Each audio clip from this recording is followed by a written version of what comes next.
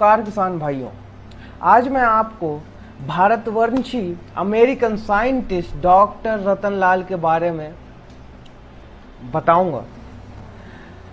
So video start करते हैं। देश बदल रहा है, आगे बढ़ रहा है। भारतीय मूल के अमेरिकी मिट्टी वैज्ञानिक डॉक्टर रतन लाल को कृषि क्षेत्र के प्रतिष्ठित विश्व खाद्य पुरस्कार दिया जाएगा। यह पुरस्कार नोबेल अवार्ड के समक्ष माना जाता है। डॉक्टर लाल ने 50 साल से अधिक के कैरियर में मिट्टी की गुणवत्ता को बचाए रखने की नई तकनीक को बढ़ावा देकर 50 करोड़ से अधिक छोटे किसानों की आजीविका को लाभ पहुंचाया है। 75 वर्षीय डॉक्टर लाल ने दैनिक भास्कर के एक पत्रकार से बातचीत की और उनके कुछ प्रमुख अंश जो मैं आपके साथ आज आपको बताने वाला हूं इस वीडियो के थ्रू।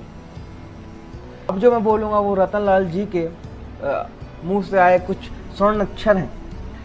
कोरोना महामारी हमें बहुत कुछ सिखाना चाह रही है। अगर हम सीखना चाहें तो पहली सीख ये है कि कम से कम भोजन के मामले में हमें आत्मनिर्भर होना पड़ेगा। मतलब यह है कि जब हमारी मिट्टी आत्मनिर्भर नहीं होगी, किसान आत्मनिर्भर नहीं होगा। हमें प्राचीन खेती की पद्धति को अपनाना होगा। रासायनिक आधारित एक फसल की पश्चिमी परंपरा फेल हो गई है।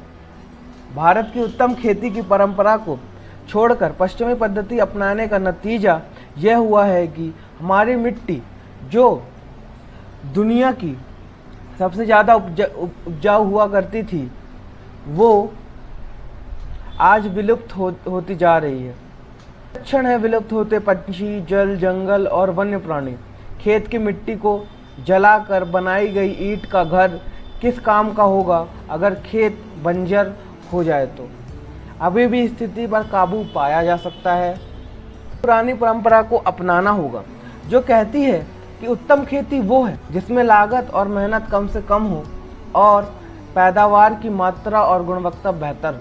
आज विज्ञान मानता है कि संभव है भारत में किसान को समाज में इज्जत मिले।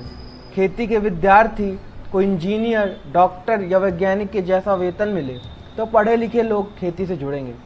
समझदारी खेत के सूक्ष्म जंतुओं के प्रति मैत्री भाव रख सकेंगे जो जमीन को उपजाऊ बनाता है और भोजन पौष्टिक बना सकता है।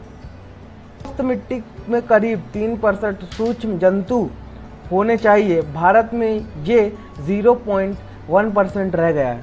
इसके लिए जो करना होता है वह बड़ा सरल है। खेत में उपज लेने के बाद जो बच जाए उसे जमीन में ही छोड़ दें। खेत के चारों तरफ फलों के वृक्ष लगाकर उसकी छाया में साग सब्जी, मसाले, फूल लगाएं जो अनाज के साथ साथ उग सके। ऐसा करने से पानी की लागत कम होगी, रसायन की जरूरत बिल्कुल नहीं होगी और आमदनी कई गुना बढ़ जाएगी।